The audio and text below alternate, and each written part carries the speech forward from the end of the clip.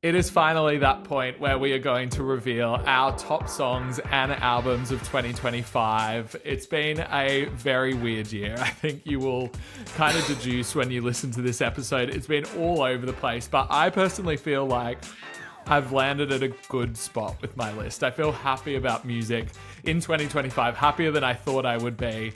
Jono is here to give me his list as well. How do you feel about music in 2025, Jono?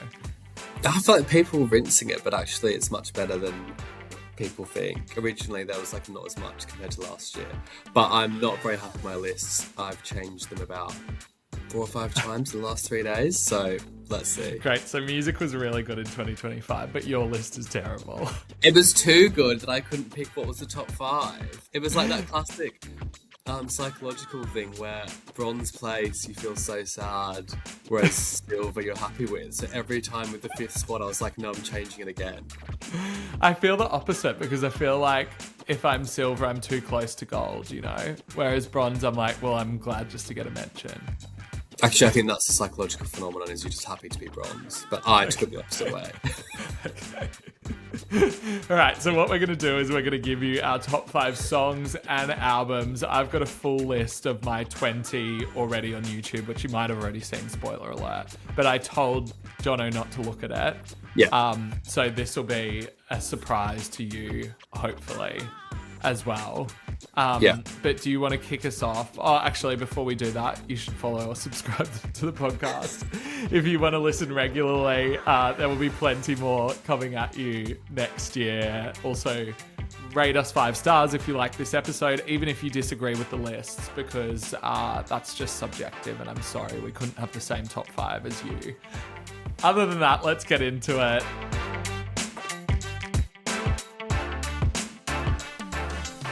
Let's start with songs. Do you want to give me, Jono, your number 5 best song? Wait, we should get into the method. Otherwise, the method. From last week. Yeah. Okay. Sorry, just let's go back to the psychological phenomenons I got wrong. We did promise it last week that we would tell you how we got to it, and now we've decided no. No, we will not be releasing that. Okay, I'm gonna go for both. My method is I saved every album that I loved this year as a download on Spotify, so that was my base list, and then I categorized them as my favorite genres, so like pop, dance pop, even things like best storytelling, best flop, and then used what I thought was like the most emotional, and the thesis became like inspiring. So I'd say my list is, if it inspired me massively, it's on the list. And that was for albums, but then that kind of whittled down to songs too. Okay, so albums was heavily like influential for you in terms of songs. Mostly, yeah. So it is linked. How did you do it? Similar to me. Well, mine's kind of a hodgepodge of like I throw things in playlists all through the year. So I go through all the playlists and I just kind of drag the things that stand out to me. Obviously, there's like several albums that were just no-brainers that were already in it. So I put them all in a playlist. I got to a list of like 40. Maybe for songs, I was up to like 70. And then I start to whittle it down. I like looking at the other end of year lists. I like looking at the charts. Like I just want to get kind of a broad view of what's been touching culture this year, because I like to have that reflected in my list in some way, because this is not my favorite albums of the year. Like this is what I think are the best albums of the year. And of course, your favorites like really weigh into that quite heavily, but naturally. But yeah, I also like wanted to get a feel for what was really like defining music in 2025. So it basically ends up just being what my 5 favorites were. But, you know. I was going to say mine's like 90% favorites, 10%. Yeah, I mean, it's hard to put. It's like there's several albums that I think did incredibly well this year, or like got a lot of critical appraisal that I was like, well, this just doesn't resonate for me. So if that was the case, like it didn't make it into the list. And then I mean, like, is there any methodology to this kind of stuff? It's kind of an on the day thing. I went back over a week and just like continued to tinker with it until I felt like I didn't want to move it around anymore. And I feel like I've sat with this one for a bit and I don't want to move it around anymore, which is good. Okay, perfect. Well, I will. So, You can move it on the spot if you want. Give me your number 5 song of 2025. okay, my number 5 as of today, I've ended up with is Subway Chapel Road. Great. I actually didn't like click with the live version because I know she played it quite a few times before. Yeah. I thought it sounded like pretty good, but I wasn't like, I can't wait for this to be released, to be honest. Yeah. But the same thing happened with what's it called? Her biggest song last year. Good luck, babe. Good luck. Yes. when I, One of the biggest pop songs of the decade. Welcome to the Pop Pod. when I first heard Good Luck Babe, I was like, yeah, pretty good. And then it grew and grew on me and became a banger. And Yeah. I think the storytelling, the music video, the like, it's just a tune. And I think Yeah. it's going to be one I look back on and be like, this is such a good song Yeah. in her discography and pop music. So this spot swapped 5 times, but she made it in. I What's like that. yours? I also think like the best vocal performance of 2025, like Crazy. phenomenal ending to that song. My number 5 is What Was That by Lorde. This changed quite a bit because I think if you listen to the mid-year one, I had Favorite Daughter, but I decided to favor the singles more because I just feel like they have more of a gravity and just like, I don't know, I just felt like it was an easier way to do it. And then What Was That ended up at number 1 on my Spotify Wrapped. I started to realize like how much of an impact this song has had on me this year and how it felt the first time that I listened to it. It felt like pure adrenaline straight away. And so I just couldn't go past it. It just felt so good. And like, there's only a handful of songs that I listened to the first time this year and then was like, oh, I need to play it again and again and again. And now I need to run to this. And now I want to be in the park to this. And now I want to party to this. Like, so many different factors coming into play for this one and kicked off an album campaign that I know a lot of people have issues with, but I personally really like. Yeah. So yeah, What Was That in number 5 for me? What was that is often what I say or think after you say anything. So that's perfect. Number 5 spot. Well, we'll have to wait and see whether you feel that way at the end about my inclusion. Okay, give me your number 4. Okay, number 4, again, song title about me, Something Beautiful by Miley Cyrus. It lasted. It did This is last. a true test of time that it made it into your list at the midway point and finds its way on here. Yeah, it actually is. And I think it's such an underrated song and it was an easy choice for one of my songs of the year. I think the juxtaposition of the like soft versus harsh, it feels sexy but also like emotional, like almost angry at points and soft. It is the duality of Miley Cyrus, Hannah Montana. No, not really. But it's like just incredible songwriting. I love the production. And I think it's so underrated. I feel like in years to come, Yeah. people will be like, oh, you know, like 2 generations ahead, it will be on whatever Fic Foc will be the new thing. And people will be like, this is amazing. So, I bloody hope people come to that realization. yeah. She hasn't made my top 5, but Golden Burning Sun was very close to it. Yeah, I think that's an amazing song. But there's so many from that album that I I could have know. picked out. What's your 4? My number 4 is Abracadabra by Lady Gaga. Yeah. Again, I think I went for Killer at the midway point, but I just ended up feeling like Abracadabra is just one of those like thunderbolt pop songs that you just cannot deny and kicked off what I think has just been a phenomenal 2025 for her. But I don't think that it would have had the launch that it did if it weren't for Abracadabra. It feels like classic Gaga, but it also feels like something new. It feels like she's pushing herself. That bridge is like totally transcendent. It's just, it just hits every single right mark and I think has lasted well through 2025 and definitely deserves to go down as one of the best songs of the year for me. I'm interested to know what you've done with your So it wasn't How Gaga Bad Do You Want Me? I placements, can't believe it. but just missed out. How bad do you want me? I also toyed with Killer. Spoiler, Killer's not on my list, and it was really hard not to put it on there because it's Yeah. such a favorite. But yeah, I totally agree with your reasoning. I'm glad at least she's on the list. It's just difficult when songs don't get their own moment.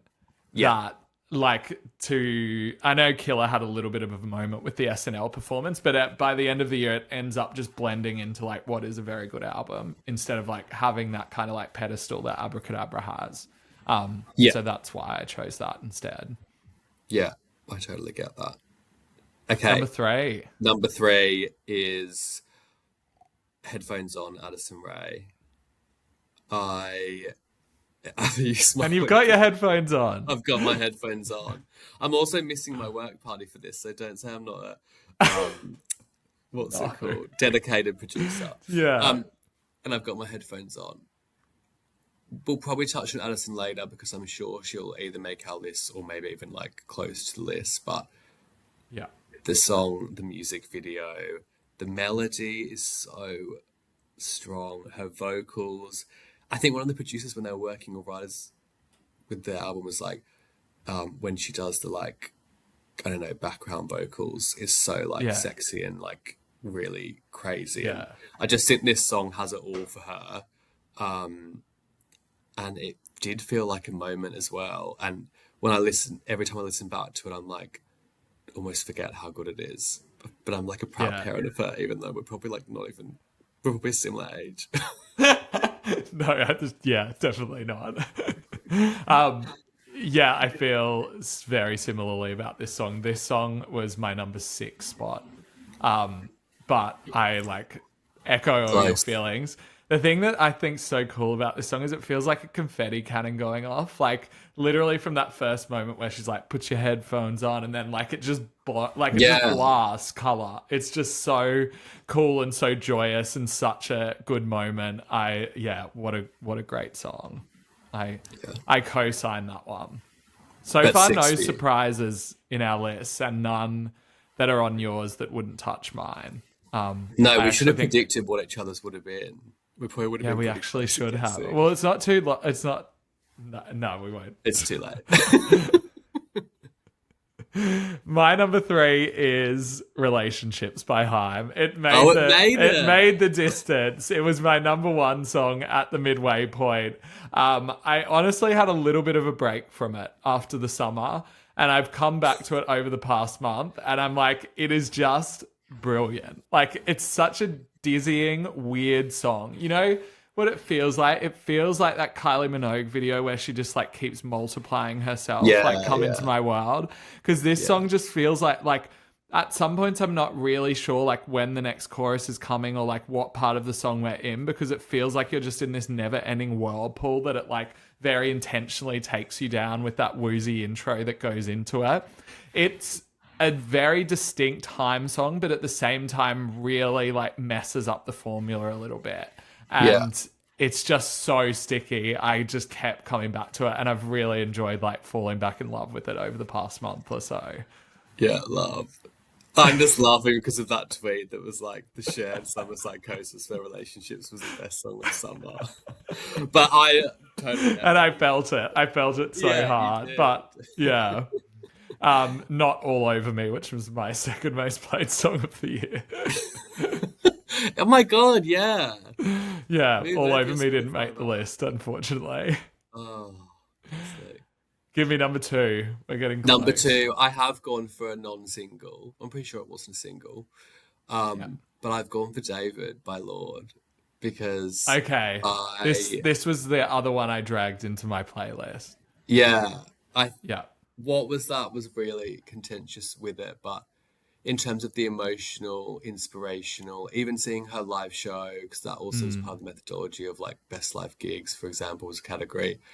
It was such a moment. People were like chanting it. I was with your friend of the pod, previous guest of the pod, Sarah Verdi. Sarah And it Verdi from our throwback Bop or Flop episode. yeah, I feel like it's probably one of the most lasting songs from her album that, apart from probably what was that? I think it's the second. And I think for me personally, it does have the emotional weight that it makes me feel like so inspired, also a bit like just dramatic, like Yeah. melodramatic, melodrama, It's whatever. so Like melodramatic. it's really, and her vocals and the story, I'm obsessed. So It's worth David, saying that David is currently more popular than what was that on is Spotify. it? So it really could go down as like the shining moment from Virgin.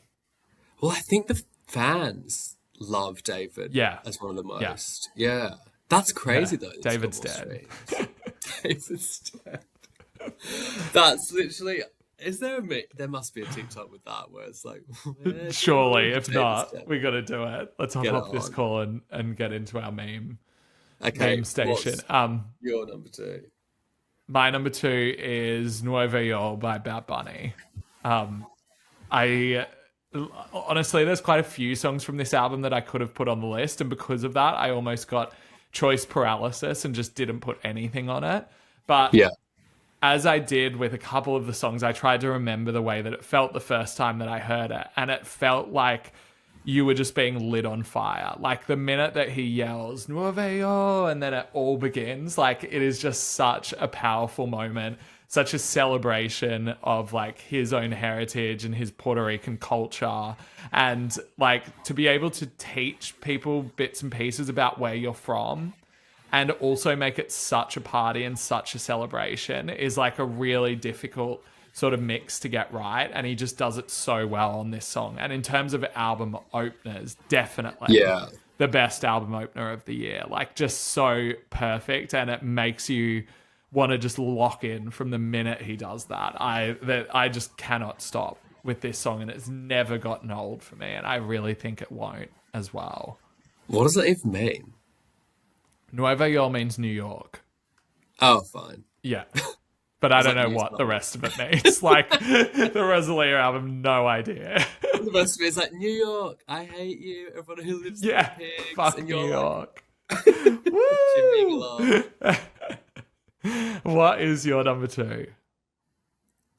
No, number one, aren't we? Oh, number one. Oh, we're already Yeah. up to number one. Oh. We're up to number one. I've got a tie. I don't give a shit. A tie? Yeah, I'm doing it. And I won't take any criticism for it. Okay.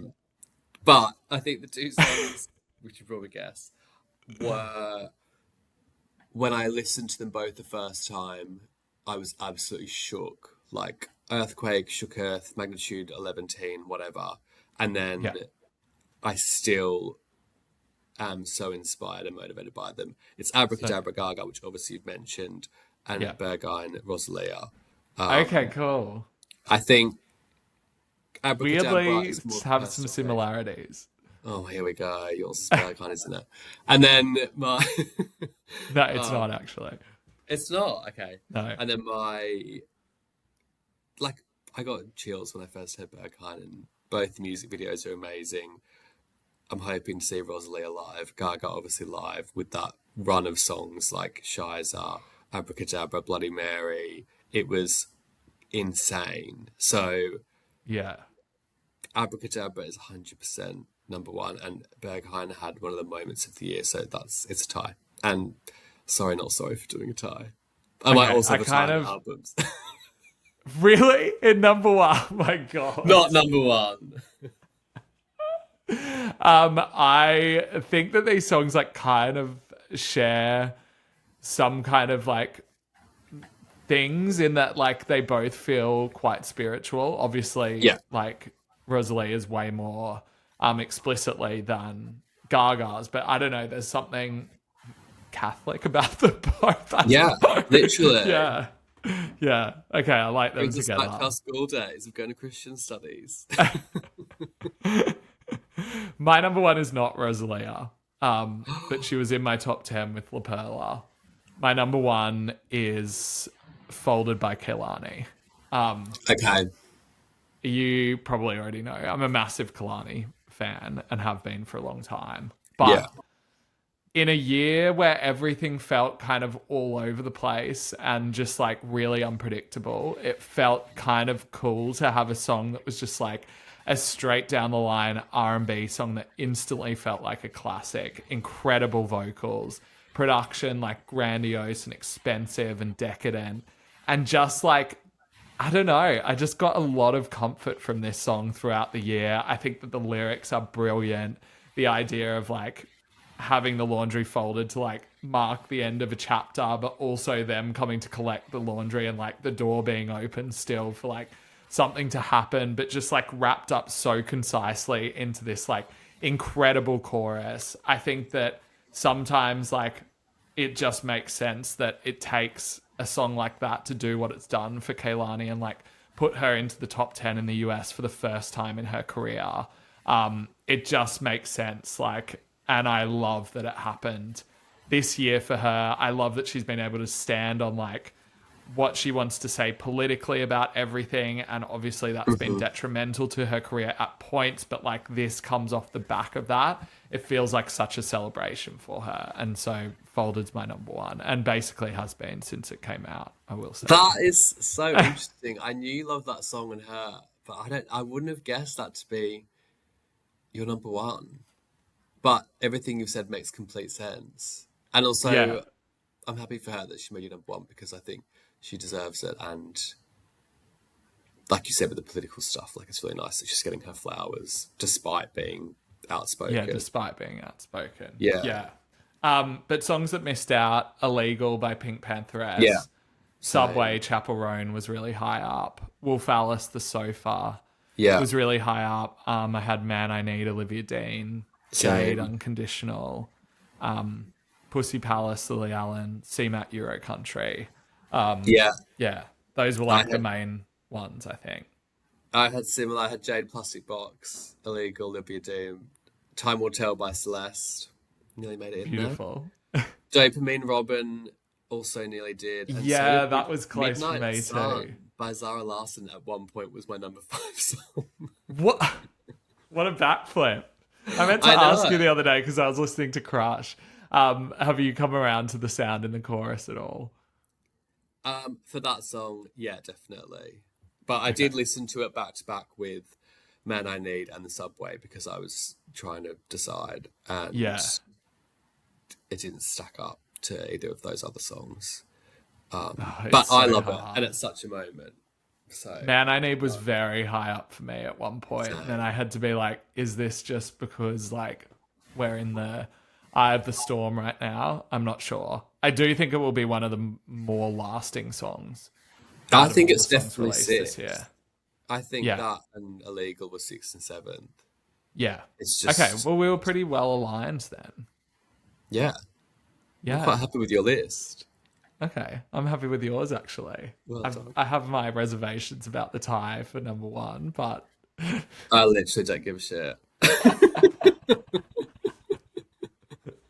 all right, I can lead the way on albums since you took us through that. I need to pull them back up. Okay. My number 5 album is Lily Allen West End Girl. I think we both loved this album from the minute that it came out. No other album gripped me as much as this one did from a narrative point of view. I actually often find it difficult to kind of track the narrative of an album, even if there is one there. But this one is so unmistakable. It was like listening to an audiobook.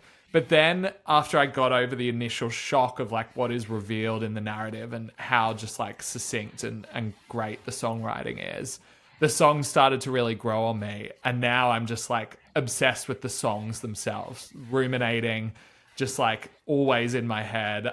Sleepwalking, Tennis, Pussy Palace, Dallas Major, like they just have lasted so long for me and I haven't gotten sick of the album.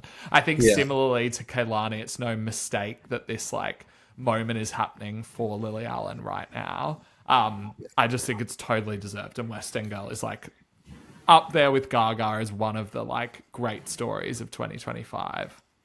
Yeah. Ruminating always in your head, is that meant to be a pun or is that just accidental? I didn't think of that, but nice. Okay, I totally agree. Although, is it ruining it if I say that It's not in my top 5. It's It's not. close. No, No, I it's think in it's my fair. top I think 10. it's good for us to say that. Yeah, No, actually, maybe not. Maybe we shouldn't reveal. maybe I'll ruin it. But you've But given it away now. It's Lily's not not in in your my top top. 5. But was it on your long list? Top 10, yeah. Okay. I had a top 10 for All right. albums and she was in the top 10. Cool. Um, All right. Well, give me okay, your. perfect. My 5th album is a tie. I'm glad you did it in 5. Exactly. Um, this is basically based on Best New Artist for me, and I couldn't split the albums. And after the song's weird, not surprising, it is Addison by Addison Rae and Olivia Dean, The Art of Loving, because they're very different. Very similar albums.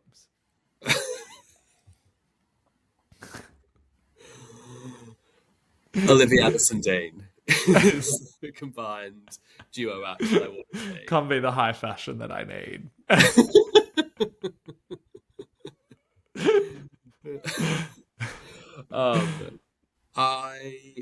Both of them in their different respects. I know we've spoken about this loads, but Olivia Dean is an instant classic, and I think she's getting her accolades, but also quite underrated at the same time.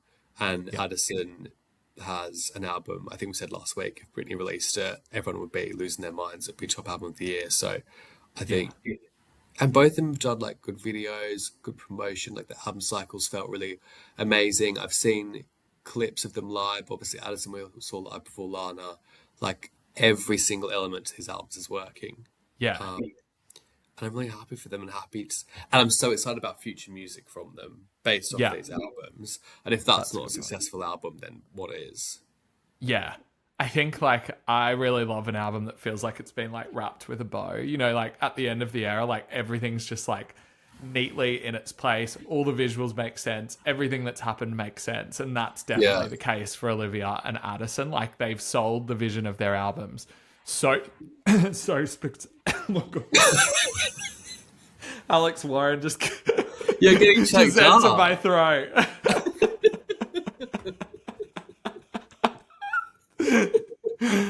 Yeah, I agree with you. 2 great albums.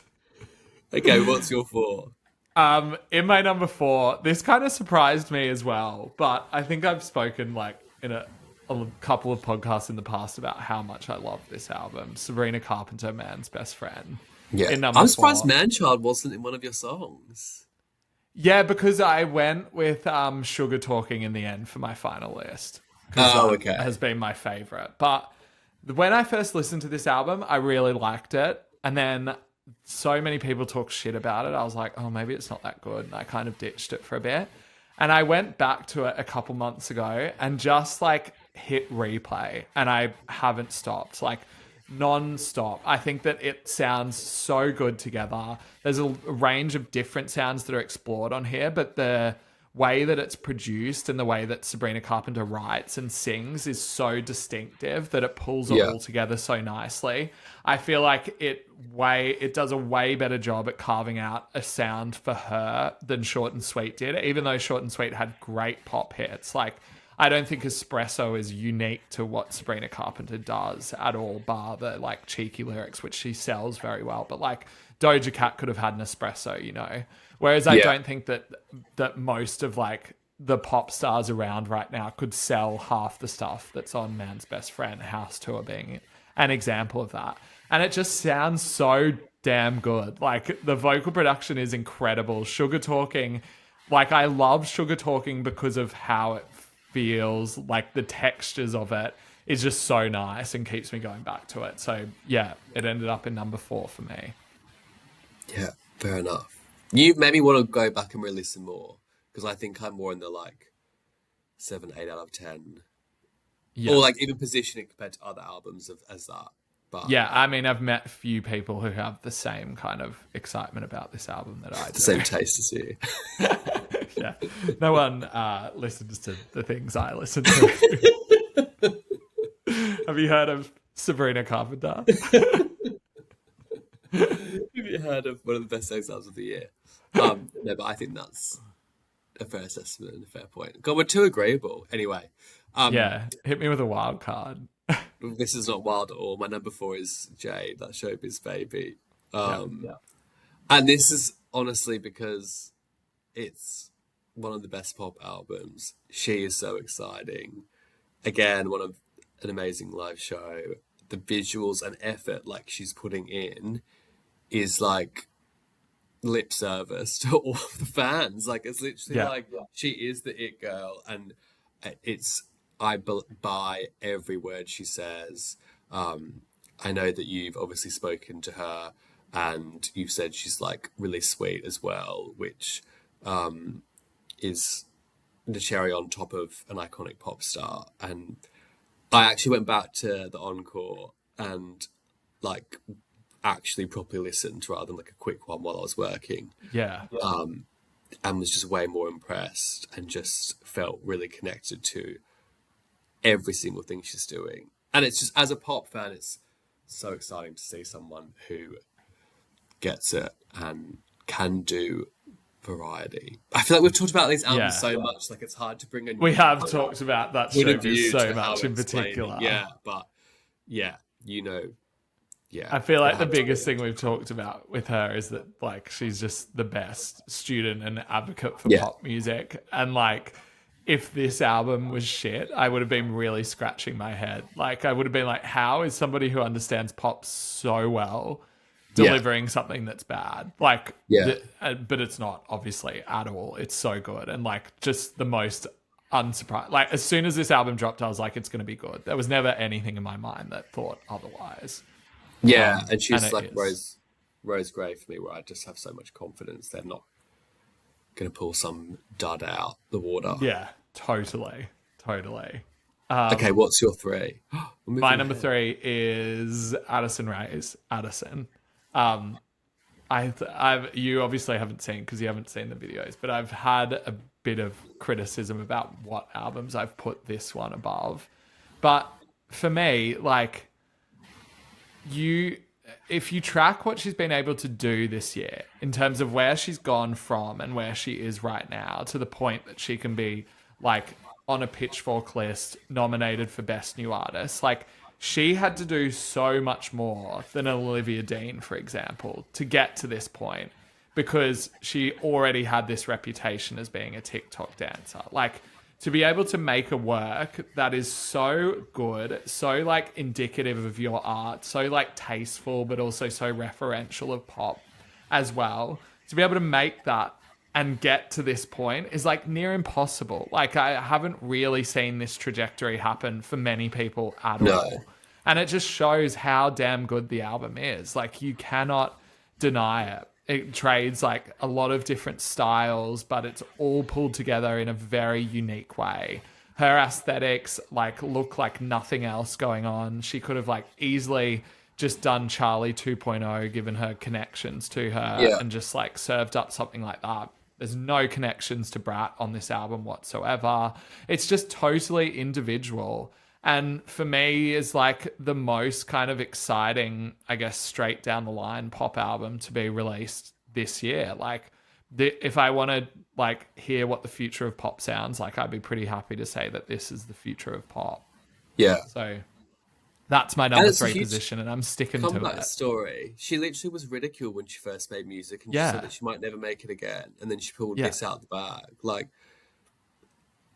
And I imagine if she love that she hasn't didn't been like, try this again. is this album doesn't stand out as being like, this is a serious album. Like this needs to be taken seriously, which is what some people do to overcome those kind of Yeah. stereotypes that they've been given. This is like playful and silly and like childish at points, but it just works. It's incredible. Well, even when she's like, I wish mum and dad could have been in love. I'm like, Yeah. that is childish and mature at the same time, so powerful and vulnerable. Like, Yeah. That's a I'm real Casey obsessed. Musgraves line, and I like that is just so That's so simply true. delivered. Like, are you Yeah. allowed to say things without wrapping it in metaphor and like all this kind of Yeah. imagery? Yeah, Yeah. Or very Lily Allen as well. It's just like, who the totally. fuck's Madeline? Yeah, Wish my fucking parents were in love. Like, it's just so like, yeah, yeah. yeah. Okay, what's your number 3? My number three. Bad Bunny is my number three. Yeah, It is one of the most powerful albums of the year. I didn't understand a fucking word he said slash says. I could guess wherever I was new, but I didn't know what the other word was, so obviously I have no clue. I need to look up that it is actually New York. People are like, no. Um, but I don't know what else I can say. It's Puerto Rico nasty. The cover is crazy with the chair. It feels How like good I'm is the cover? transported It's I think it's above into me, Puerto actually. Rico. Yeah, Yeah. I feel like I'm transported there, and like the whole. It's one of the albums I play back to front. I don't actually like the reason why one of his songs didn't make my top songs list is because I don't really listen to the songs in isolation ever. I just play the album back to front, and I have still since January. So Yeah. That was a big judging marker for me, actually, when choosing albums, that they existed very much as an album. yeah, And I wasn't cherry picking certain moments. And my top two is very much like that. Like I'm clicking play on the first song and I'm listening all the way through. yeah, and I'm still excited to listen all the way through as I was. Like I know some of the albums don't have as much time to stand the test of time, like Bad Bunny's, because it was so early in the year. Yeah. But the fact it has, and I wasn't a Bad Bunny stan. I didn't go into that album being like, I can't I wait for know. his next album. I was like, I respect him. I think you were the one who was like, he's so amazing. I was like, well, yeah, I like some of his songs, but I wasn't obsessed. So it's really got me this one massively. I remember messaging you about the album and being like, listen.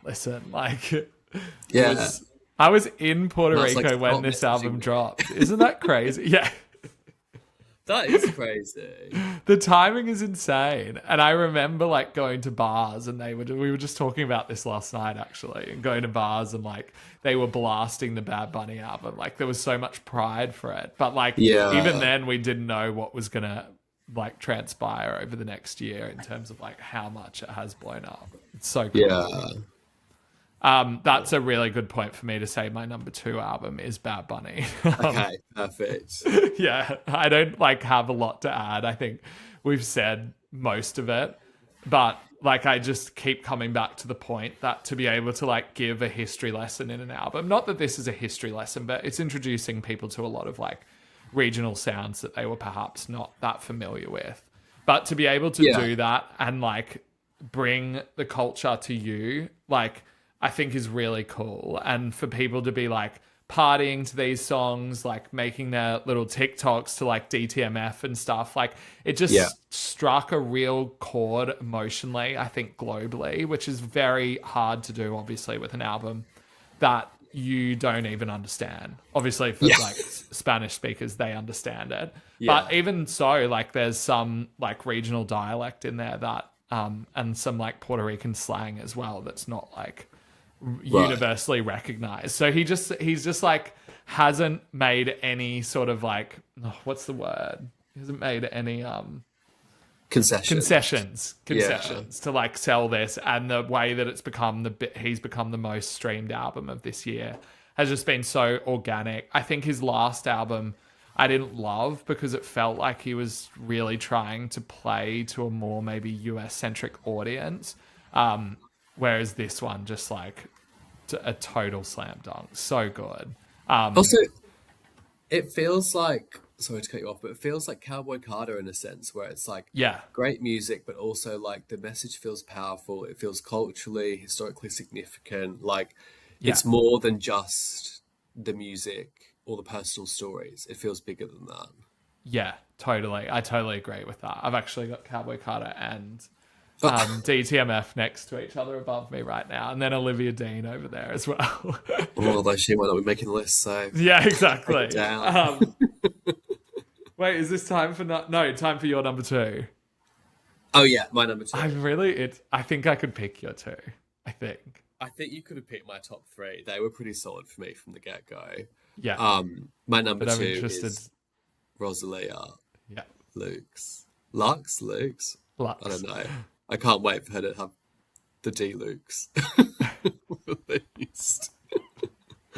I had such a visceral reaction to listening to the album, and again, I didn't know any of the fucking lyrics. I then was Googling them while I was listening to it, like doing translate, and I honestly don't think I've ever done that for an album. I mean, I didn't even do that for Bad Bunnies, even though I probably should have. Yeah. But it feels so powerful, so spiritual. It also has such variation. It keeps me guessing. Obviously, Berghain was one of my top songs, or like tied for number one. But I honestly do think this will be one of like stand the test of time and be one of the greatest albums when people look back as well as now. Yeah. Totally. Yeah. Yeah. I mean, do I just go into my number one? Well, if it's this album, then just go. Well, my number one's a bit of a curveball because it's actually an album coming out next year that I got in advance of. Megan Oh, Trainor's here Toy we with go. Me. Say what it really is, the F1 soundtrack. I'm surprised. I guess you've still got number one to go. Yeah, I've got number one to go. My number one is Rosalia Lux. But before Yeah. I say this, I just want to say that Mayhem was number 6. And the only reason that Yeah, it didn't fair. make my top 5 is because of the cliff that it goes off at the end for me. That's all. But Yeah. if I stopped it at Shadow of a Man, it would have been top 3 for me. But Rosalia Lux, I just feel the same as you. Like the first listening experience to this was more powerful than any listening experience I've had in like as long as I can remember.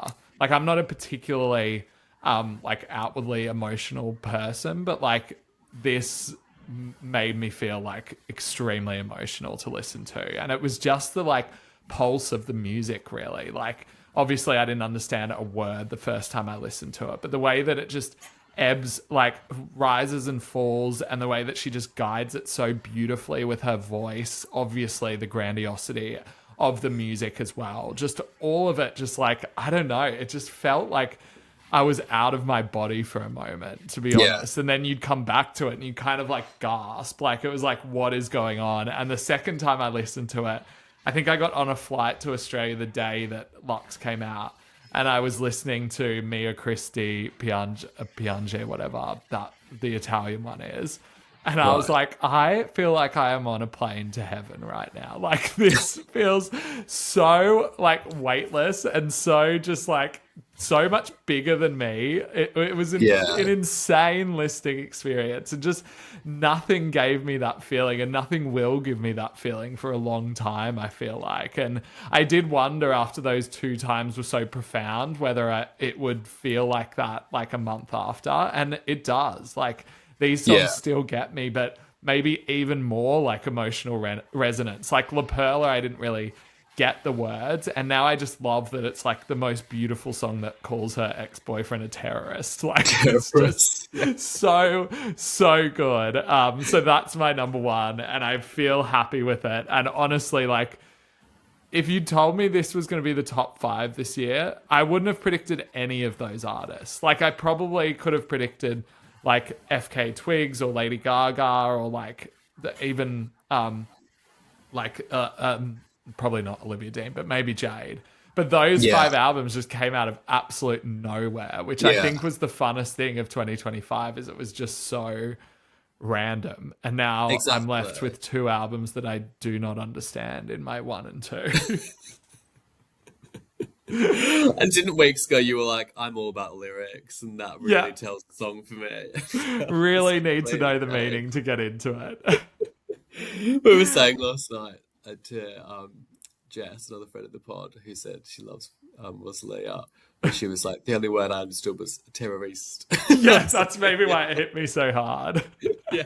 And I'll fuck you till you love me. Yeah. No, she didn't understand that part. There is an English chorus on one of the early songs, but it always just passes me by. I think because my mind's just like, you're not going to understand it anyway, so don't even like try and spot something. Yeah. And I always forget that there is an English one in there. We did a Christmas quiz that was a fun one, not a boring one. And one of the questions was how many languages does she sing in it? And I think it's the only question I got right. The rest of them I have no idea. And What is it, 13? 13, yeah. Okay. But then I I love was that like, she's making is it Christmas 14? quizzes. I know, she is. All right, give me your number one. It's Okay, probably to huge the drum roll, surprise of shock no of the one. year. My number one is Katy Perry Woman's World. No, it is Lady Gaga For Mayhem. the second year in a row. Yeah, I just think bop, bop, club, another bop, another bop. Yeah. And I know, like, you think that it does fall off a cliff, but I do think as an album, it needs the light and shade. And I do actually think the songs are beautiful, and you can just, if you can't bother with them, cut them off. And even if you do cut them off, then, like, I also listen to it with the deluxe albums. I know it's not technically a deluxe, but the additional 3 songs in there, and it is that works much better for me, I will say. And then honestly, if you took the deluxe and ended it at Shadow of a Man, like, what a 10 out of 10. But I actually have a soft spot for the bass now, and Die with a Smile made my top 10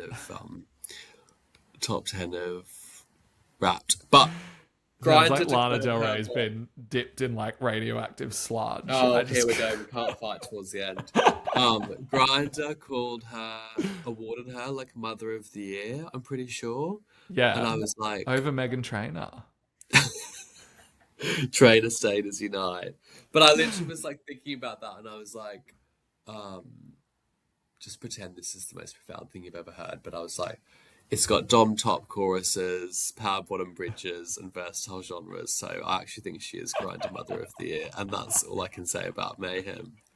It's a celebration of. I will say it has united everybody. Like, maybe it's just our generation that grew up with Gaga, but everybody feels proud of like the moment that has happened this year. It just feels good. Easy to do. I think people were just like, "Oh, Gaga's so talented!" Like, the expectations are so high. Like, to bring out some songs that will go in her top discography, this far into her career, is like so difficult, and so many artists don't do it.